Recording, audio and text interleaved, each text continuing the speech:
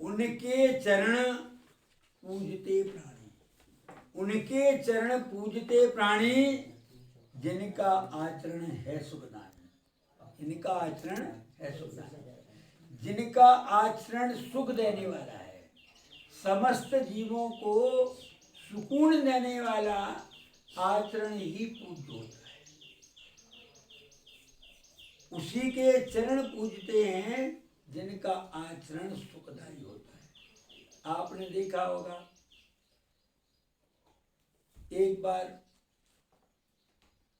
यह सुना होगा कि श्रेणिक महाराज जी जा रहे थे, श्रेणिक राजा जा रहा था, तो जाते जाते उनको एक महाराज का आगमन दिखा और वो लेट गए, साष्टांग मुंड नमस्कार किया, कपड़े गंदे हो गए।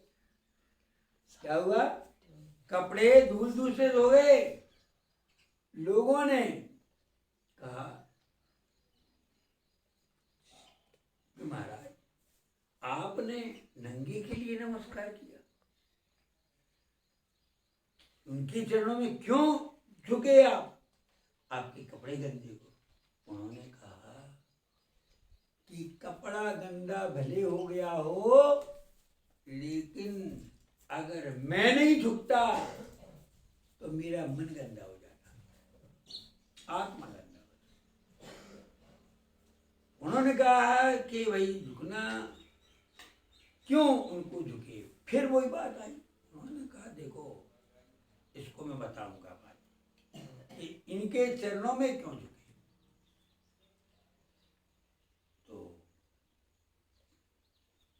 शाम के समय जो है, उन्होंने इस बात के प्रमाण देने के लिए अभय कुमार जी ने योजना बनाई और कहा कि सारे के सारे लोग जो है ना,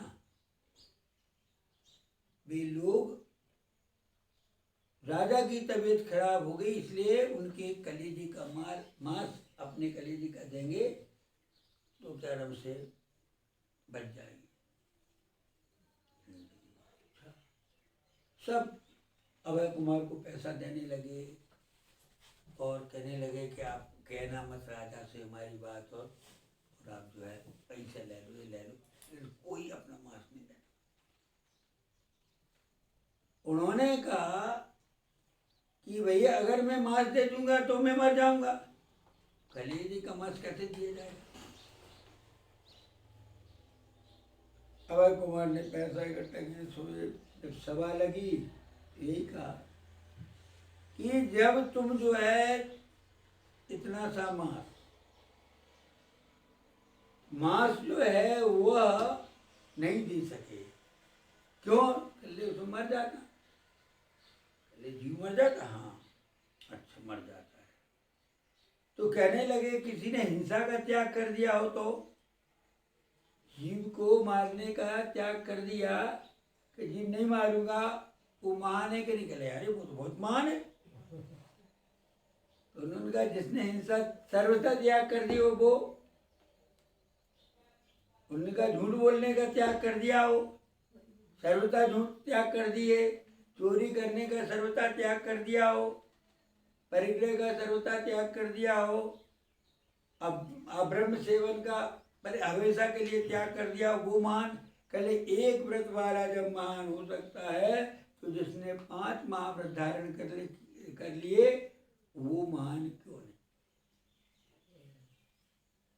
तो कहने का तात्पर्य है कि जो 5 महाव्रतों का धारी है वो तो पूज्य है ही, जिसने आचरण को सुधार दिया, जिसके आचरण से किसी को बाधा नहीं।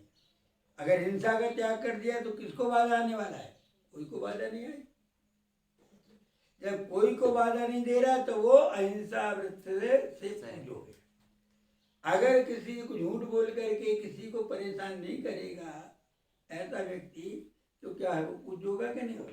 इसलिए उनके चरण पूजते प्राणी, उनके चरण इसलिए पूजते हैं क्योंकि उनका आचरण सबके लिए सुखदानी है। जिनका आचरण जो है सभी जीवों को हितकारी है, सुखकारी है, उन्हीं के चरण पूजते हैं। आपके पिताजी है, क्योंकि वो तुम्हारे लिए सुखकारी है कि नहीं? तुम्हारे लिए सुखकारी है, इसलिए आप उनके चरण पूजते। जो जो हमसे बड़े होते हैं वे हमारे लिए सुखकारी है। अगर वो हमें मारते पीटते हो तो हम उनके चरण छूते क्या? नहीं छूते। हमें कष्ट देने वाले के हम चरण नहीं छूते, हमें सुख देने वाले के हम चरण छूते हैं। अगर आपको कोई सम्मान देता है तो आप उनके भी चरण छू लेते हो। आपको अगर कोई कष्ट देता है, कोई जेल में डाला हो, तुम उसके चरण छुओगे क्या? नहीं छुएगे। उसको तुम गाली वर देंगे, उसको अनाप शनाप शब्द कहेंगे। कहने का मतलब ये है कि अगर आपके चरण पूज्य हैं या आप अपने चरणों को छिलवाना चाहते हो, अपने चरण की पूजा कराना चाहते हो, तो आचरण को सुंदर बनाओ।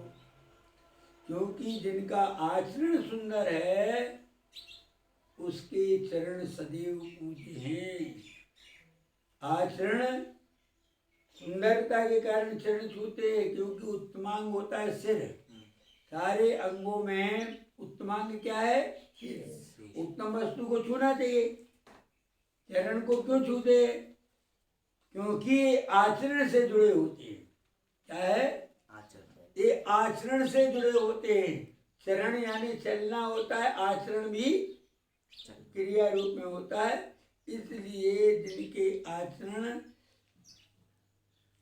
अच्छे होते हैं, जिनका आचरण अच्छा होता है, उसके चरण हमेशा पूज्य होते हैं। इसलिए इसमें कहा गया है, उनके चरण पूजते प्राणी, जिनका जीवन है सुखदानी, जिनका आचरण सुख देने वाला होता है।